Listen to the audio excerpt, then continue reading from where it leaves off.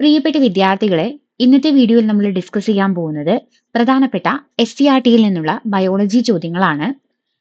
ഇത് 9ാം ക്ലാസ്സിലെ SCERT ബയോളജിയിൽ നിന്ന് എടുത്തിട്ടുള്ള ചോദ്യങ്ങളാണ്.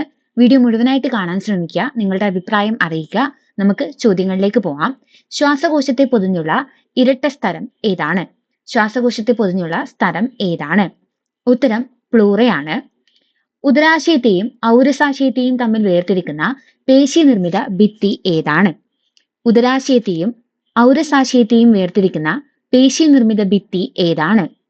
ഉത്തരം ഡയഫ്രം.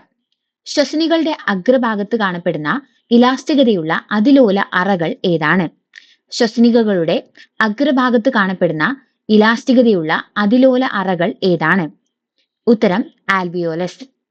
അന്തരീക്ഷത്തിൽ നിന്ന് ശ്വാസകോശത്തിലേക്കും തിരിച്ചുമുള്ള വായുവിന്റെ സഞ്ചാരം ഏതു പേരിലാണ് അറിയപ്പെടുന്നത്? അന്തരീക്ഷത്തിൽ നിന്ന് ശ്വാസകോശത്തിലേക്കും തിരിച്ചുമുള്ള വായുവിന്റെ സഞ്ചാരം ഏതു പേരിലാണ് അറിയപ്പെടുന്നത്?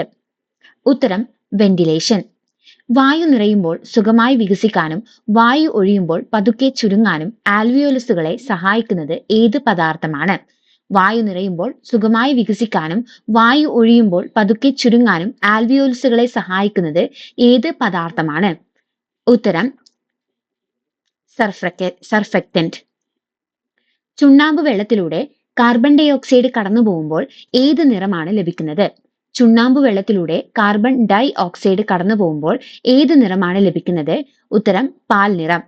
കോശത്തിൽ വെച്ച് ഗ്ലൂക്കോസിനെ ഓക്സിജൻ ഉപയോഗിച്ച് വിഘടിപ്പിച്ച് ഊർജം സ്വതന്ത്രമാക്കുന്ന പ്രക്രിയ ഏത് പേരിലാണ് അറിയപ്പെടുന്നത്? കോശത്തിൽ വെച്ച് ഗ്ലൂക്കോസിനെ ഓക്സിജൻ ഉപയോഗിച്ച് വിഘടിപ്പിച്ച് ഊർജം സ്വതന്ത്രമാക്കുന്ന പ്രക്രിയ ഏത് പേരിലാണ് അറിയപ്പെടുന്നത്? ഉത്തരം കോശശ്വസനം. കോശശ്വസനത്തിന്റെ ആദ്യഘട്ടം അറിയപ്പെടുന്ന പേരെന്ത്? കോശശ്വസനത്തിന്റെ ആദ്യഘട്ടം അറിയപ്പെടുന്ന പേര് ഗ്ലൈക്കോളിസിസ് ആണ്. ഗ്ലൈക്കോളിസിസ് നടക്കുന്നത് എവിടെ വെച്ചാണ്?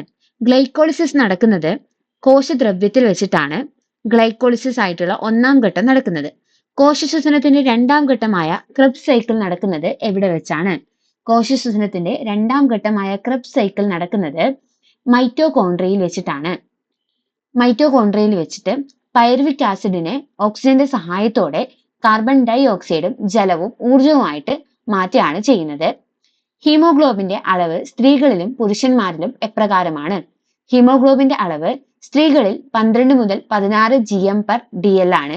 പുരുഷന്മാരിൽ 14 to 18 GM/DL ആണ്. ഈ അളവ് ഓർമ്മിച്ചു വെക്കുക. ഇത്രയാണ് ഇന്നത്തെ ചോദ്യങ്ങള്. ഈ പാഠഭാഗങ്ങൾ നമുക്കൊന്ന് ജസ്റ്റ് ഒന്ന് റിവിഷൻ ചെയ്ത് നോക്കാം. കോശശ്വസനത്തിന്റെ ഭാഗത്ത് നിന്ന് എക്സാമുകളിൽ ചോദ്യങ്ങൾ വന്നു കഴിഞ്ഞിട്ടുണ്ട്. അതുകൊണ്ട് തന്നെ ഈ ഭാഗം കുറച്ച് ഇമ്പോർട്ടന്റ് ആണ്. നമുക്ക് നോക്കാം. ഗ്ലൈക്കോളിസിസ് എന്ന് പറയുന്നത് കോശശ്വസനത്തിന്റെ ആദ്യഘട്ടമാണ്. കോശദ്രവ്യത്തിൽ വെച്ച് നടക്കുന്നു. പ്രത്യേകത എന്താന്ന് വെച്ചാൽ ഇതിന് എന്ത് ആവശ്യമില്ല? ഓക്സിജൻ ആവശ്യമില്ല. ഇവിടെ ഗ്ലൂക്കോസിനെ എന്താക്കി മാറ്റുന്നു? പൈറുവിക് ആസിഡ് ആക്കി മാറ്റുന്നു. അതേപോലെ 2ാം ഘട്ടം ക്രെബ്സ് സൈക്കിള്. ആ ഘട്ടം നടക്കുന്നത് മൈറ്റോകോൺട്രിയയിൽ വെച്ചിട്ടാണ്. അതായത് കോശത്തിന്റെ ഊർജ്ജ നിലയം എന്നറിയപ്പെടുന്ന മൈറ്റോകോൺട്രിയയിൽ വെച്ചിട്ടാണ് ക്രെബ്സ് സൈക്കിൾ ആയിട്ടുള്ള 2ാം ഘട്ടം നടക്കുന്നത്. ഇതിന്റെ പ്രത്യേകത, ഇതിന് എന്താവശ്യമാണ്? ഓക്സിജൻ ആവശ്യമാണ്. ഇവിടെ നേരത്തെ 1ാം ഘട്ടത്തിൽ ഉണ്ടായിട്ടുള്ള ഉൽപ്പന്നമായിട്ടുള്ള പൈറുവിക് ആസിഡിനെ കാർബൺ ഡൈ ഓക്സൈഡും ജലവുമാക്കി മാറ്റുന്നു. അവിടെ 28 ATP തന്മാത്രകൾ ലഭ്യമാകുന്നു. അപ്പൊ 1ാം ഘട്ടത്തിൽ 2 ATP തന്മാത്രകളും 2ാം ഘട്ടത്തിൽ 28 ATP തന്മാത്രകളുമാണ് നമുക്ക് ലഭിക്കുന്നത്. അപ്പോ ടോട്ടൽ 30 ATP തന്മാത്രകളാണ് കോശശ്വസനത്തിന്റെ ഫലമായിട്ട് ഉണ്ടാവുന്നത്. അത് കൂടാതെ കാർബൺ ഡൈ ഓക്സൈഡും ജലവും ഉണ്ടാവുന്നുണ്ട്. ഇത്രയാണ് കോശശ്വസനം. ഇത് 2ാം ഘട്ടം കണ്ടുപിടിച്ചത് ക്രെബ്സ് സൈക്കിൾ ആണ്. ക്രെബ്സ് സൈക്കിൾ കണ്ടുപിടിച്ചത് ക്രെബ്സ് എന്ന് പറയുന്ന അഡോൾഫ് ക്രെബ്സ് എന്ന് പറയുന്ന സയന്റിസ്റ്റ് ആണ്. അദ്ദേഹത്തിന് 1953 ഫ്രീറ്റ്സ് ലിപ്മാനോട് ഒപ്പം എന്ത് കിട്ടി? നോബൽ പ്രൈസ് കിട്ടി. ഇതിൽ തന്നെ വേറൊരു പാർട്ടാണ് ഹീമോഗ്ലോബിൻ. RBCയിലെ വർണ്ണകമാണ് ഹീമോഗ്ലോബിൻ. ഇരുമ്പ് മുഖ്യ ഘടകമായിട്ടുള്ള പ്രോട്ടീൻ ആണ്. ഇരുമ്പാണ് ഇതിന്റെ മുഖ്യ ഘടകം. നമുക്കറിയാം ഇരുമ്പിന്റെ അളവ് കുറയുമ്പോൾ അനീമിയ ഒക്കെ വരുന്നത്. അളവ് കുറയുന്ന എന്തിനു കാരണമാകുന്നു? അനീമിയക്ക് കാരണമാകുന്നു. ഓരോ RBCയിലും 270 ദശലക്ഷം ഹീമോഗ്ലോബിൻ ആണ് ഉള്ളത്. ഒരു ഹീമോഗ്ലോബിൻ തന്മാത്ര 4 ഓക്സിജൻ തന്മാത്രകളെയോ 4 കാർബൺ ഡൈ ഓക്സൈഡ് തന്മാത്രകളെയോ സംവഹനം ചെയ്യുന്നു.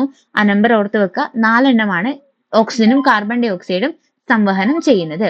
അതേപോലെ ഹീമോഗ്ലോബിന്റെ അളവ് സ്ത്രീകളിലും പുരുഷന്മാരിലും എപ്രകാരമാണെന്ന് ഇവിടെ കൊടുത്തിട്ടുണ്ട്.